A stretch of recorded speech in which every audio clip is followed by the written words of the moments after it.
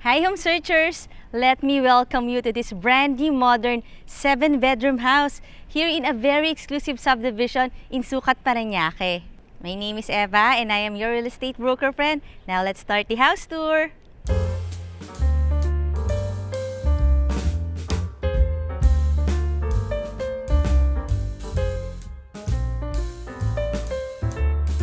The good thing about this property is very near lang siya dun sa clubhouse.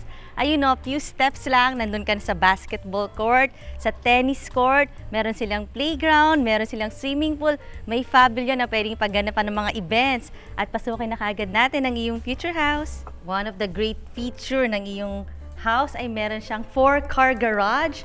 Ang lot area nito ay nasa 260 square meters. Ang floor area about 300 square meters. At ang orientation niya is facing east, kaya morning sun. Swerte daw yon yung mga morning sun houses. So malapad or malaki ang iyong 4-car garage. Tapos fully covered hanggang dito. So kahit SUV, van, kasya. Tapos medyo mataas din ang ating gate. Talagang covered. So kung gusto mo yung medyo private ang yung mga sasakyan yan, maganda yung gate natin. Meron kang patch of green dito naman at lush na ang iyong mga plants. Meron din tayo ditong side garden. Ang taas talaga ng fence. So in terms of security, privacy, very good itong iyong future house. May mga design tayo ditong fluted panel. Tapos cable ready, CCTV ready. At dito na tayo sa ating porch. Malaki din ang iyong main door. May side lights pa. Bago ko nga ipagpatuloy ang ating house tour, syempre request ko rin na i-click mo na yung subscribe button ng ating channel na Home Search Philippines para updated ka lagi sa mga videos na magagandang bahay. At pasukin na natin. So, adorable ang space planning ng bahay na to. Gusto ko yung layout niya. Open layout, living, dining. Tapos malaki din ang iyong living space. Meron kang floor to ceiling height na windows, may mga screens, kaya maaliwalas ang iyong bahay. Mataas din yung ceiling. Tapos meron kang Daikin inverter na floor-mounted AC, kaya malamig ang iyong living and dining area. Ito na ang pinaka-space mo na pwedeng paglagyan ng kahit ng mga 8-seater dining set. Maglalagay ka dyan ng magandang lighting fixtures. Tapos maaliwalas din dahil look, meron kang sliding door na may screen na rin. Tapos yung view mo, yung iyong water feature. Actually, waterfalls yan. So, labas tayo dito. Pwede mo siyang gawing koi pond. Tapos mga natural stone ito. Parang open lanay rin siya. Tapos dito sa side na to, naka-tiles na ang iyong buong house. May mga plants din. At mataas yung iyong wall. So, this is a single detached house. Pasok ulit tayo. Okay na okay talaga ang airflow ng bahay na ito. Kasi doon meron kang sliding door, another sliding door that leads to your 4-car garage. So, may screen ka na rin. Tapos, floor to ceiling yung iyong sliding door. Tapos, malapa din. Kaya pagbukas yan, yung airflow talaga, ang ganda ng circulation. Kaya, okay itong mga ganitong klaseng bahay. At meron tayo ditong powder room. By the way, 3-level house to at 7 bedrooms. Punta tayo dito. Under the stairs, meron kang storage at may ilaw. At ito naman ang iyong powder room. Cute ang kanyang tiles. Ganda ng powder room. Ma-appreciate ang mga guests kasi sila yung gagamit most of the time ng powder room. At syempre, meron tayong elegant looking kitchen. Ito na yon. Maganda yung kanilang ceiling dito, kulay brown or wood yung design. Tapos ito na yung parang bar counter. Pwede dito mga dalawang high chair or stool. Double na rin as breakfast nook. O, diba? And this is your spacious kitchen na meron ng stove. Whirlpool ang brand, 4-burner. Ganun din yung range hood, Whirlpool. Ito naman ang kanilang oven. So, pare-pareho na yung brand. Magandang brand naman yon. Tapos, two-tone ang iyong mga cupboards. Dito sa medyo mataas na part, light brown. Dito naman, parang chocolate brown. Talagang maximum. Kasi may ilaw pa doon. Nice din yung kanilang mga backsplash. And then, meron ka ditong sink na maaliwalas dito sa area na to kasi meron kang window, may screen. Tapos ito naman mga food pantry lang. Dito ka pwedeng maglagay ng double door refrigerator. Tapos even here may mga cupboards ka na. Tapos meron pala tayo dito mga pantry, food pantries. Ayan. So marami kang paglalagyan ng groceries. And there's a door. Ito additional mga storage lang to. This door leads to the garage at dun sa ating helper's room. Check natin. Ito na yung pinaka-daily kitchen. Tapos meron tayo ditong gate papunta sa yung 4-car garage. So utility area muna tong part na to. At naka-tiles na yung buong paligid. Ito na yung backyard. Napakataas ng iyong perimeter fence. At ito na nga ang iyong helper's room. Ito may sarili siyang bathroom. Meron siyang shower. Labas tayo. Very neat ang backyard mo. At meron ditong sliding door. Ito yung access papunta sa isang bedroom, yung ground floor bedroom. Pasokin natin yan. Doon tayo dadaan uli. Let's go. We are back here in your kitchen. At napansin ko medyo magkaiba yung tiles na ginamit sa kitchen. At saka dito sa living dining area. Para naman mas ma-define ang iyong mga spaces. And this is your ground floor bedroom. Let's see. Pwede itong gawing TV area. Pwede din. May mga provision ka dito. Just in case gagawin mo siyang video wall. At ito ang kanyang own bathroom. Nice din. Tapos kung natatandaan nyo, ito yung ating sliding door papunta sa likod ng iyong house. And let's go to your second floor. Very good to for big families or yung gusto yung maraming bedrooms. May mga design tayo ditong fluted panel. Bago ko ipakita ang yung second floor, request ko rin na i-like mo na yung Facebook page ng Home Search PH para makita mo yung pictures nito at marami ka pang makitang nice houses. Akit na tayo. Maliwanag ang staircase area kasi meron ka dyang window. Tapos another window here. Lahat may screen na.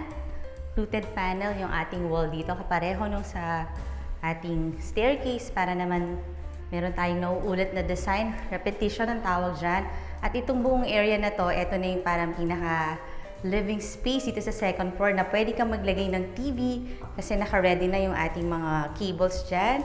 So, parang cute space lang siya for the whole family kasi nandito yung mga bedrooms.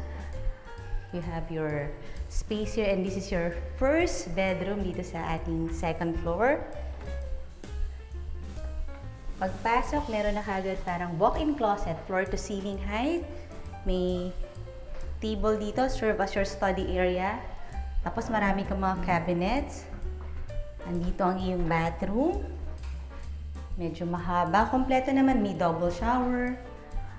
And this is the bed area. Dito ka pwedeng maglagay ng iyong TV sa iyong bedroom kasi nandito yung cable. And this is your headboard. Yan. Yung mga nakikita kong para sa mga telephones, sa mga outlet. And you have your mga windows. Lahat may screen. Dito may screen din. Tapos yung window nila, awning type. Yan o. Kaya kahit na umuulan, okay lang kasi hindi naman napasok yung raindrops kapag nasa pag-aning type ang iyong window. 4 na bedrooms dito sa second floor. Ito na yung second bedroom. At lahat ng bedrooms may walk-in closet. Ito yung kanyang, pero hindi pa ito master bedroom ha. Meron lang talagang walk-in closet. And this is the bathroom. Merong bidet yung iyong water closet, meron kang double shower, may bathroom dish, may window dito sa iyong bathroom, may malaking mirror, may sink. So, kompleto. Yun nga ang advantage ng bahay na to. Lahat talaga ng bedrooms may walk-in closet, may own bathroom, at lahat may provision na for cable, for telephone. So, ito na yung pwede ka maglagay ng TV just in case. Pero, on the other side, dito ka naman maglalagay ng iyong headboard. Sizable bedroom na rin. Tapos may mga screens na lahat ng mga windows na awning type. Labas tayo. Yung price and full details ng bahay na to nasa description box below the video. Nandyan din yung number ko kaya kung interested kayo dito, pwede nyo na akong tawagan. Bedroom number 3. Let's see. Wow, big space. Isa ito sa malaking bedroom at meron ng design ng ating headboard para mga fluted panel na wood design. May mga windows ka dito, may screen, tapos may mga telephone. O, diba? Kasyang-kasya dito ang iyong king-size bed. Pero hindi pa ito ang master bedroom. Ito naman ang ating mga windows na malalaki rin yung screen. Ito yung ibang type naman to ng window. Ito yung type kong klase kasi ayan na na-open siya. So talagang pasok na pasok ang hangin sa iyong kwarto kung sakaling hindi ka naka-aircon. Tapos maganda yung community natin dito ah. Ang advantage ng subdivision na to, small tight community lang. So parang close yung mga neighbors, as in mga friends ang magkakapit-bahay kasi parang small community na talagang flood-free. Tapos highly secured subdivision. Another walk-in closet. May mga shelves ka dito paglalagyan ng bag. Tapos ito naman mga floor-to-ceiling height cabinet ng mga soft clothes. At meron siyang own bathroom. Squarish naman ang iyong bathroom. Ito kompleto. Meron tayong sink, merong mirror, may bidet at meron tayong double shower. Let's go! Ayun naman ang iyong master bedroom. Meron ka pa ritong cabinet para lalagyan mo ng mga linens. Pasokin na natin. Brightest room, ang iyong master bedroom na fully air-conditioned. Meron kang AC dyan na inverter, Daikin brand. Tapos ito ang iyong headboard. Yan, kasyang-kasya ang king-size bed. May mga design. Tapos ready na rin yung mga outlet, yung mga para sa PLDT, sa cable. Tapos dito sa side na to, meron tayong provision for TV rin. Yan, pwede mo siyang gawing media wall. Ang dami ring mga outlet. Tapos, meron siyang very own balcony. Labas tayo. Ito na ang mahaba mong balcony ng mga tempered glass. Tapos, from here, tanong ko yung basketball court. Ayan na kasi yung clubhouse. So, ang ganda ng location ng bahay na to. Bukod sa morning sun siya. Pang pupunta kayo doon, pwede kayo mag-play, pwede kayo mag-swimming. Tapos, may mga design din itong house. Ito yung mga fluted panel. Ito mga natural stone wall cladding na black. Tapos kitang-kita natin yung neighborhood, oh. Ang tahimik talaga dito sa subdivision na to. Tapos ang isa sa magandang quality ng subdivision is flood-free siya. So hindi kayo matatakot kahit may mga super typhoon. Babalik na tayo. Also, ang lapit lang nito sa airport, sa Skyway. May malapit din dito mga mall like Sukat, SM Sukat, Walter Mart. At ito na ang iyong walk-in closet. Check natin. Meron ka ditong vanity, tapos may mga shelves ka. May sliding mirror as the cover of your closet. So, kitang-kita mo ang outfit mo dito sa iyong mirror. At ito na yung bathroom. Ito yung kanyang sink. Meron kang malaking mirror. Tapos, hanggang dito ang iyong bathroom. Medyo sizable ah. Ayan o, malaki siya. Meron kang bidet, water closet. May holder ka ng towel. Ito mga tempered glass yung ating shower enclosure. Look at the tiles, mosaic. Ang ganda yung design. May pagka-tribal ang dating, no, ng mga ganito. Tapos yung kanyang bathroom niche, medyo mahaba. Double shower, almost rain shower yung kanyang dating. Labas na tayo. At dahil nga 3-level house to, meron pa tayong isang bedroom dito sa 3rd floor na aakitin na natin. Let's go! For added security, meron pa ritong grills. At ito na ang iyong attic room. Malaking room siya. Diba? Tapos marami kang mga windows din. Ayan. So, pwede ka maglagay dito ng bed. Kung sakaling gagawin mo itong bedroom. Pwede rin hobby room, study room, music room. Pero kung bedroom, pwede talaga. Kasi meron siyang own bathroom. Meron ng bidet ang iyong water closet. May shower ka dito. Meron tayong tempered glass, enclosure, bathroom dish, at may mirror na rin at may cute size na sink. Home searchers, just in case meron kang lot na gustong patayuan ng iyong residential house or kahit commercial building, pwede mo rin akong tawagan. Kasi may mga partners tayong reliable architect, builders, contractor, kaya tawag ka lang. At kung interested ka na sa bahay na to, hintayin ko na yung tawag mo. Ngayon naman, request ko na i-click mo na yung subscribe button here. Ito yung mga latest videos at ito naman yung mga similar videos. And I will see you on the next video.